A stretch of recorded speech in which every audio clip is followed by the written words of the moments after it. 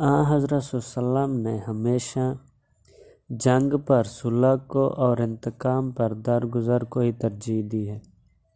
کفار مکہ کے ایک سردار قرظ بن جابر نے ایک جماعت کو ہمراہ لے کر اور مکہ سے چل کر مدینہ منورہ کی چراگاہ پر چھاپا مارا اور مسلمانوں کے بہت سے اونٹ پکڑ کر چل دیا۔ مسلمانوں کو جب اس چھاپے کا حال معلوم ہوا تو اس کے تعاقب میں مقام صفوان تک گئے، لیکن دشمن نکل چکا تھا، مجبوراً لوٹ آئے۔ یہ مکہ والوں کی طرف سے نہایت صاف اور کھلی ہوئی دھمکی اور جنگ کا اعلان تھا۔ انہوں نے مدینے والوں کو یہ بتا دیا کہ ہم 250 میل چل کر تمہارے گھروں میں تمہارے اموال کو لوٹ کر لا سکتے ہیں۔ ادھر دوسری تدبیروں سے بھی وہ غافل نہ تھے۔ انہوں نے ایک طرف عبداللہ بن ابی اور دوسری طرف مدینہ کے یہودیوں سے خط و کتابت جاری رکھی اور ان کو اندر ہی اندر مسلمانوں کی مخالفت پر آمادہ کر دیا تھا۔ اسی سال کے ماہ شعبان میں تحویل قبلہ کا حکم خدا تعالیٰ کی طرف سے نازل ہوا اور چند ہی روز کے بعد کہ ماہ شعبان بھی ختم نہ ہوا تھا، رمضان کے روزے فرض ہو گئے۔ شروع رمضان میں یہ خبر مدینہ منورہ میں پہنچی کہ مکہ والوں کا ایک قافلہ شام سے آ رہا ہے اور وہ مدینہ کے قریب ہو کر گزرے گا۔ حضرت صلی اللہ علیہ وسلم نے مکہ والوں پر ایک قسم کا رعب قائم کرنے اور قرظ بن جابر کی حملہ آوری کا جواب دینے کے لیے مہاجرین و انصار کی ایک جماعت کو روانہ فرمایا کہ مکہ والوں کے قافلے کو روکیں تاکہ ان کو یہ معلوم ہو جائے کہ مدینے والوں سے بگاڑ کرنا ان کی تجارت کے لیے بے حد مضر ہے اور ان کی تجارت ملک شام سے منقطع ہو سکتی ہے۔ یہ جمعیت جنگ کے ارادے سے روانہ نہیں کی گئی تھی، بلکہ اس کا مدعا تخفیف و تادیب ہی تھا، اس لیے اس کی روانگی میں جنگی احتیاطیں بھی ملحوظ نہیں رکھی گئیں، جس کا نتیجہ یہ ہوا کہ مکہ والوں کا قافلہ مسلمانوں کی اس جمعیت کے روانہ ہونے سے فوراً مطلع اور باخبر ہو گیا۔ امیر قافلہ ابو سفیان راستے سے کترا کر اور بچ کر اپنے قافلے کو نکال کر لے گیا اور اس نے زمزم بن عمرو غفاری کو اجرت دے کر راستے ہی سے مکہ کی طرف دوڑا دیا کہ ہم کو مسلمانوں کے حملے کا خطرہ ہے، ہماری مدد کرو اور اپنے اموال کو بچاؤ۔ اس خبر کے پہنچتے ہی ابو جہل مکہ سے تقریباً 1000 جرار فوج جس میں 700 اونٹ اور 300 گھوڑے تھے لے کر بڑے جوش و خروش کے ساتھ مکہ سے نکلا۔ یہ تمام لشکر ہر طرح کیل کانٹے سے درست اور سپاہی سب زرہ پوش تھے، گانے والے اور خبر پڑھنے والے بھی ہمراہ تھے۔ عباس بن عبد المطلب، عتبہ بن ربیعہ، امیہ بن خلف، نضر بن حارث، ابو جہل بن ہشام وغیرہ کل 13 آدمی کھانا کھلانے والے تھے۔ ابو سفیان کا قافلہ بحفاظت مکہ میں پہنچ گیا۔ مسلمانوں کی جمعیت جو قافلے والوں کو صرف ڈرانے کے لیے بھیجی گئی تھی، واپس مدینہ کی طرف روانہ ہوئی۔ ابو سفیان نے ابو جہل کے پاس خبر بھیجی کہ ہم مکہ پہنچ گئے ہیں، اب واپس چلے آؤ۔ لیکن ابو جہل اپنے جرار لشکر پر مغرور تھا، اس کو یہ گوارا نہ ہوا کہ وہ ویسے ہی چلا جائے۔ ابو جہل در حقیقت یہ لشکر صرف قافلے ہی کی حفاظت کے لیے لے کر نہیں نکلا تھا، بلکہ اس سے پیشتر عمرو بن حضرمی ایک شخص قریش کا حلیف بعض مسلمانوں کے ہاتھ سے، جن کو حضرت صلی اللہ علیہ وسلم نے رجب کے مہینے میں بطن نخلا کی طرف بعض حالات کی تحقیق کے لیے بھیجا تھا، مارا گیا تھا۔ قریش نے عمرو بن حضری کو قتل کر بہانہ بنا کر جنگ کی تیاری مکمل کر لی تھی اور وہ مدینے پر حملہ کرنے کے لیے روانہ ہونے ہی والے تھے کہ زمزم بن عمرو قافلے والوں کی طرف سے استمداد کے لیے پہنچا، اور ابو جہل جو پہلے سے روانگی پر آمادہ تھا روانہ ہو گیا۔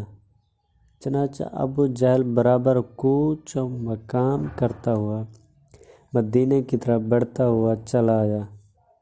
قریش کے لشکر کی روانگی کا حال حضرت صلی اللہ علیہ وسلم کو معلوم ہوا، اور یہ بھی معلوم ہوا کہ ابو جہل، عتبہ، شیبہ، ولید، خقلہ، عبیدہ، سامی، حرث، تیمہ، زمہ، عقیل، ابو الجنتری، مسعود، بنیہ، نوفل، صہیب، رفاع وغیرہ تمام بڑے بڑے سردار قریش کے اس لشکر میں موجود ہیں۔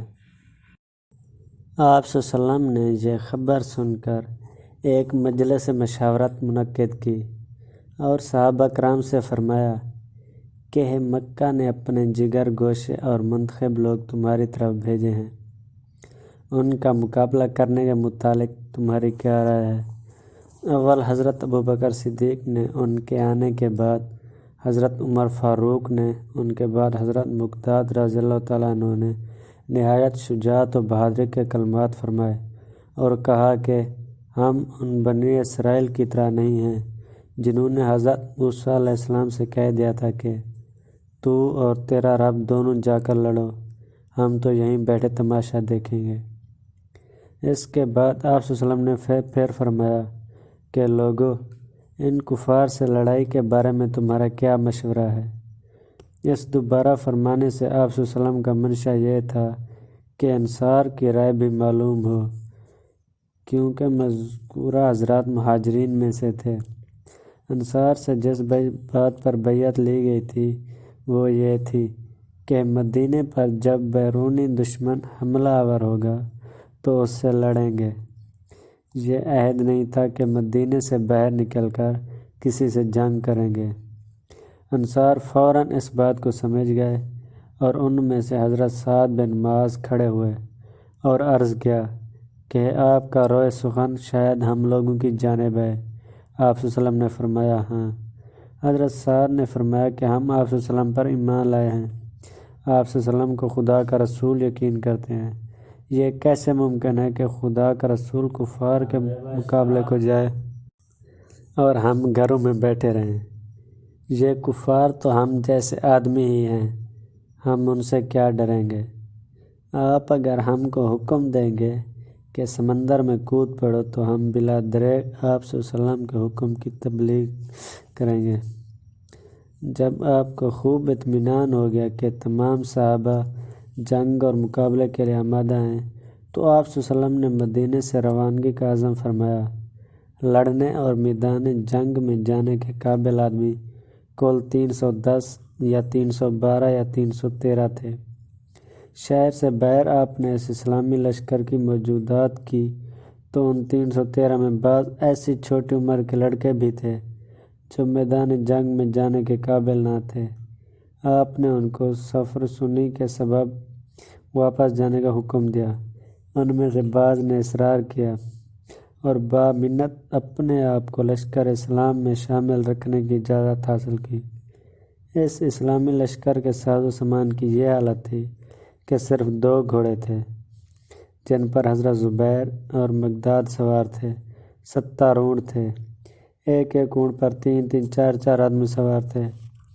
حضرت صلی اللہ علیہ وسلم جس اونٹ پر سوار تھے اس پر بھی 2 3 شخص اور سوار تھے، بعض حضرات پیدل ہی چل رہے تھے۔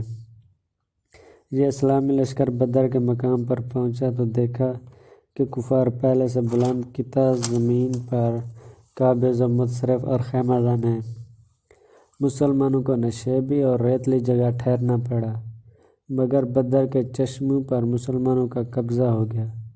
حضرت صلی اللہ علیہ وسلم نے حکم دیا کہ کفار میں سے جو شخص اس چشمے سے پانی لینے آئے اس کو نہ روکو اور پانی لینے دو۔ صحابہ کرام نے حضرت صلی اللہ علیہ وسلم کے لیے ایک چھوٹی سی جھونپڑی تیار کر دی تھی۔ آپ اس میں عبادت کرتے اور دعائیں مانگتے تھے۔ صحابہ کرام قریشیوں کے مقابلے میں تعداد کے اعتبار سے 1/3 تھے اور سامان حرب کے اعتبار سے 1/2 بھی نہ تھے۔ کفار سب ذرا پوش اور جوان توانا تھے۔ مسلمان عام طور پر فاقہ زدہ، ناتوان، بیمار اور ضعیف تھے۔ معمولی ہتھیار بھی سب کے پاس پورے نہ تھے۔ کسی کے پاس تلوار تھی تو نیزہ اور کمان نہ تھی، کسی کے پاس صرف نیزہ تھا، تلوار نہ تھی۔ جب مسلمان جا کر خیمہ زن ہوئے تو کفار نے عمیر بن وہب کو سراغ رساں بنا کر روانہ کیا کہ مسلمانوں کی لشکر کی تعداد معلوم کر کے آئے۔ عمیر نے جا کر کہا کہ مسلمانوں کی تعداد 310 سے زیادہ نہیں ہے اور ان میں صرف 2 سوار ہیں۔ کفار کے غرور کا اندازہ اس سے ہو سکتا ہے کہ عتبہ بن ربیع نے جب اس قلت تعداد کا حال سنا تو کہا کہ ان تھوڑے سے آدمیوں سے لڑنے کی ضرورت نہیں، ہم کو بلا جنگ کیے ہوئے واپس ہونا چاہیے کیونکہ ہماری تعداد زیادہ ہے۔ لیکن ابو جہل نے مخالفت کی اور کہا کہ ان سب کا خاتمہ ہی کر دینا چاہیے۔